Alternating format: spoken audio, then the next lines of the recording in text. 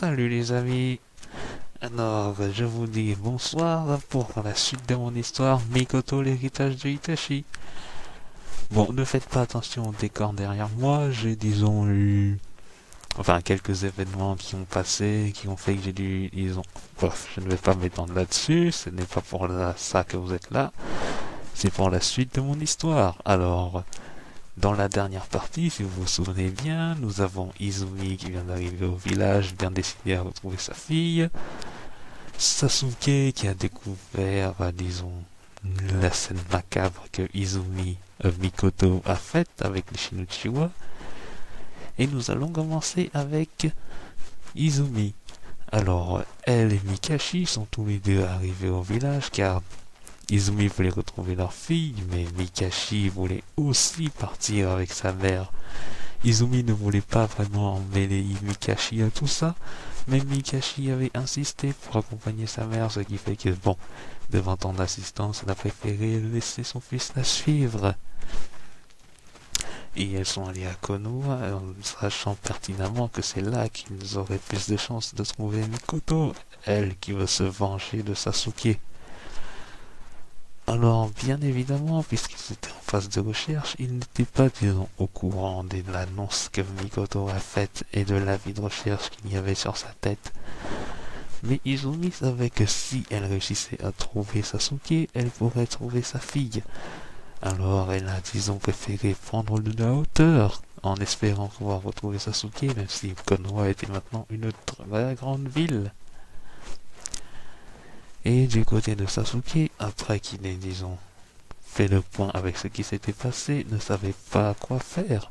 Il n'avait aucune information sur cette fille et pensait que même à l'extérieur, il n'en trouverait pas. Alors il décida de rentrer chez lui.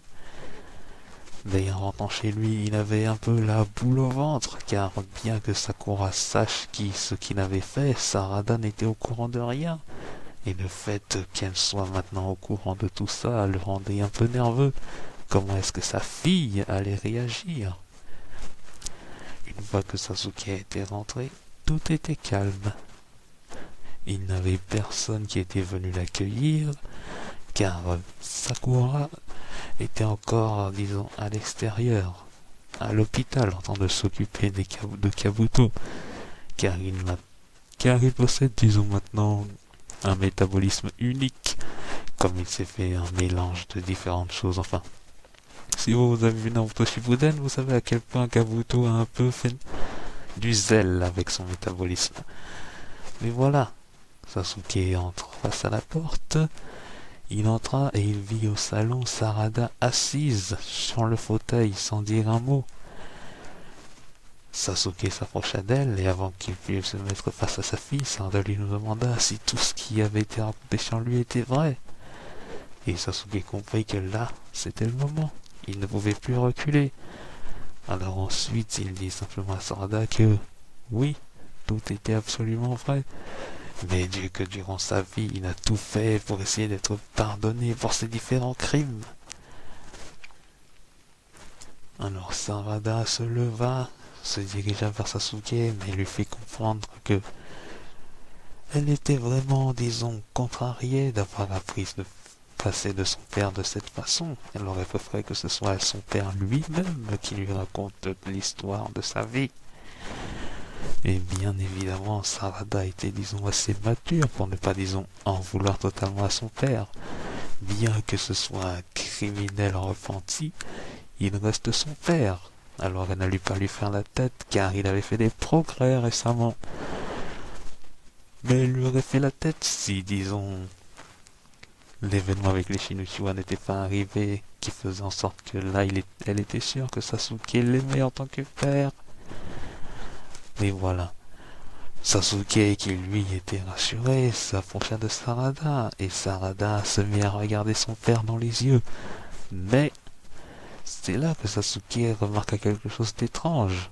Le Sharingan de Sarada s'activa brusquement, mais d'une façon étrange, car un motif qu'il n'avait jamais vu se dessina dans l'œil de Sarada.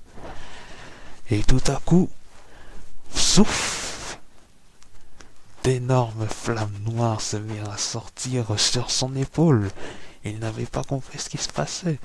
Il était tiraillé par l'urgence de la situation et l'interrogation de savoir comment est-ce que Sarada pouvait maîtriser les flammes noires alors qu'elle n'avait même pas éveillé son troisième Tomoe.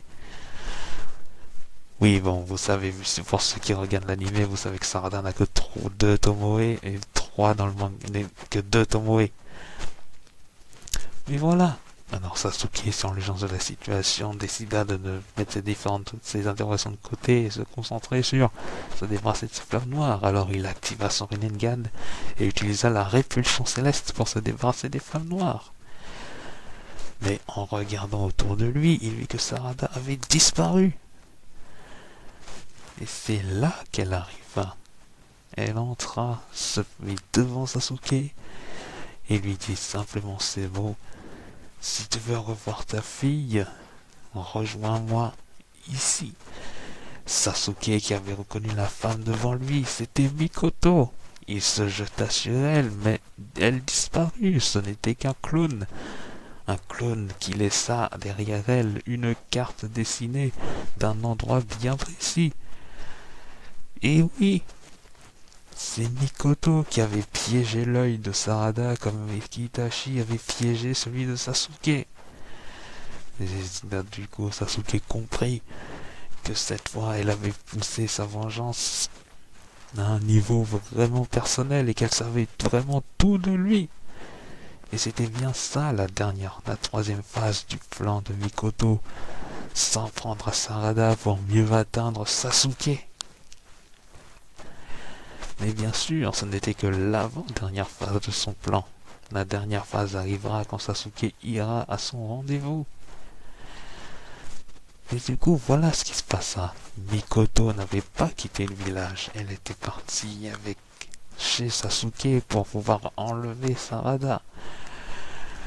Et évidemment, maintenant, elle était sur le chemin de sortie du village. Alors Mikoto savait que partir avec Sarada, qui était bien sûr hypnotisée à cause du dojutsu, savait que ce ne serait pas facile car primo, elle avait été, son signalement avait été donné à tout le monde et en plus avec ce qu'elle a fait, les ninjas de Konoha devaient être vraiment très vigilants et surveiller les sorties. Mais justement, durant sa fuite, en se demandant si elle devait prendre l'apparence de quelqu'un d'autre, elle remarqua qu'elle avait croisé un ninja de Konoha, mais qu'il n'avait pas eu l'air de la voir, alors que Mikoto n'avait pas encore pris de transformation. Elle était restée telle qu'elle, mais se disant qu'elle avait eu un coup de chance, se mit à se transformer et continua son chemin. Alors évidemment, Sasuke se demanda s'il devait aller au lieu qui avait été dessiné sur la carte et qui avait été laissé pour lui. Il se mit à réfléchir quelques minutes et prit sa décision. Il fit un clone et ce clone alla prévenir Sakura de ce qui s'était passé, mais que dès que Sakura rentrerait, Sasuke lui serait déjà parti sur le lieu du rendez-vous. Et pour ce qui est de Mikoto, eh bien elle réussit à sortir du village. Mais le chakra de Sarada avait été détectable, ce qui fait que Naruto avait été prévenu de ce qui s'était passé, que Sarada se dirigeait vers la sortie du village. Ou plutôt que Sarada avait quitté le village. Et évidemment, il trouvait ça bizarre, car normalement des ninjas auraient dû l'arrêter. Oui, après les événements de ce qui s'est passé avec Sasuke, disons que Naruto pensait que quelqu'un voulait aussi atteindre Sasuke et avait fait en sorte de garder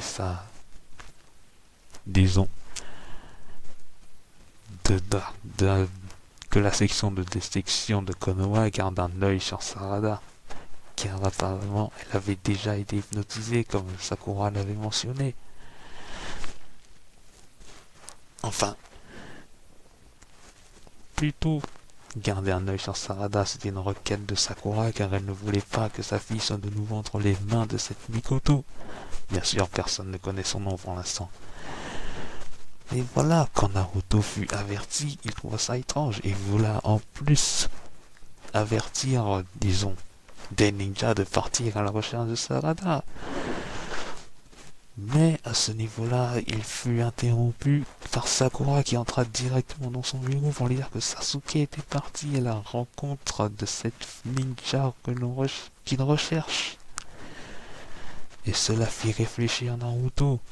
Il se dit que peut-être que Sasuke voulait régler ça lui-même. Peut-être que c'était lié à ses crimes passés et qu'il voulait de nouveau régler ça lui-même, que ça ne le concernait que lui. Alors, après avoir entendu ce que Sakura avait dit, il prit la décision de laisser passer un temps.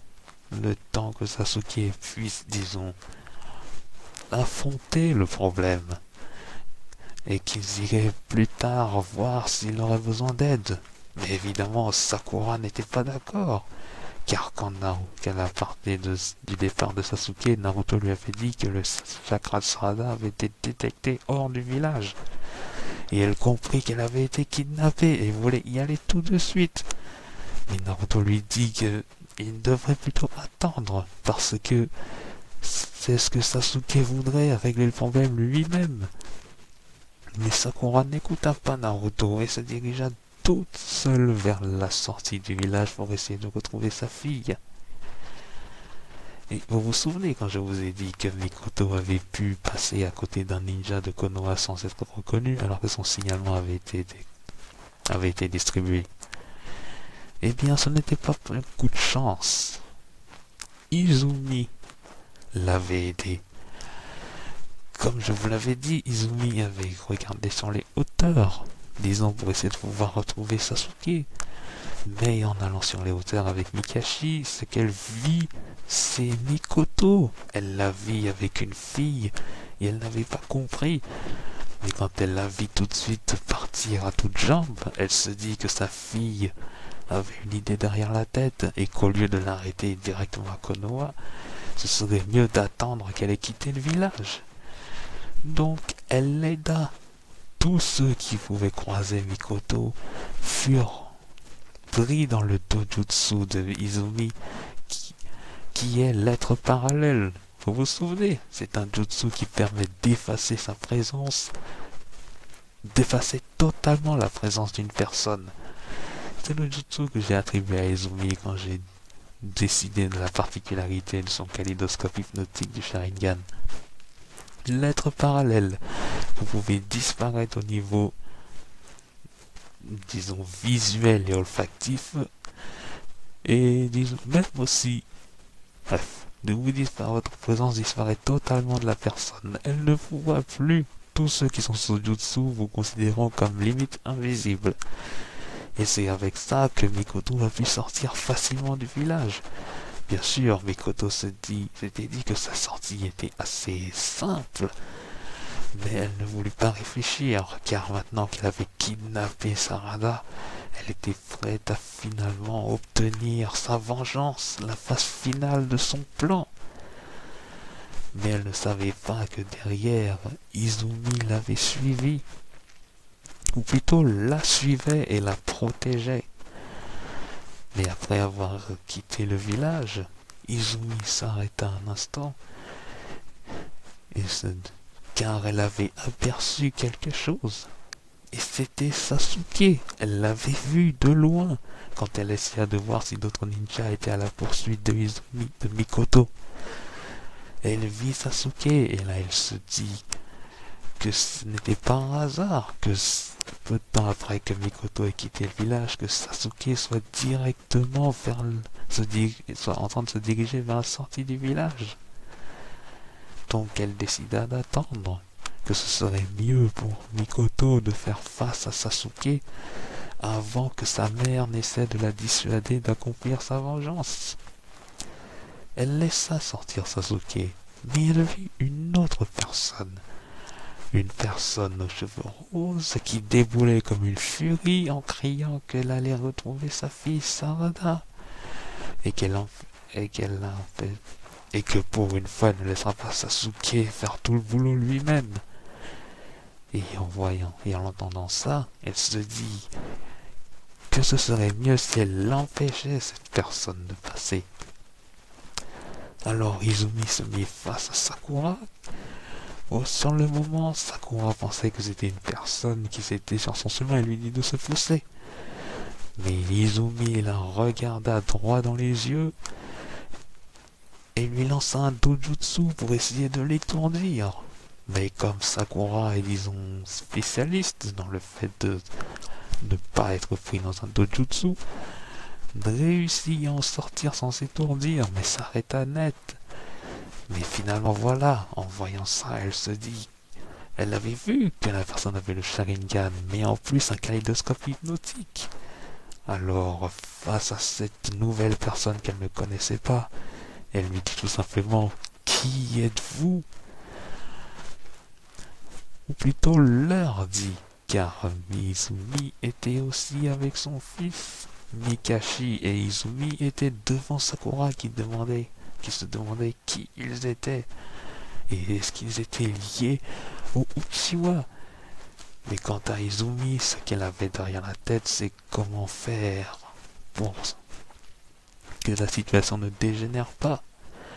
Elle était face à Sakura, mais ne voulait pas que la situation s'envenime davantage. Car oui, je vous le rappelle, elle n'est pas au courant que Mikoto est déjà recherché dans le village. Pour elle, elle se dit que Mikoto avait déjà réussi à discrètement amener Sasuke là où elle voulait pour se venger.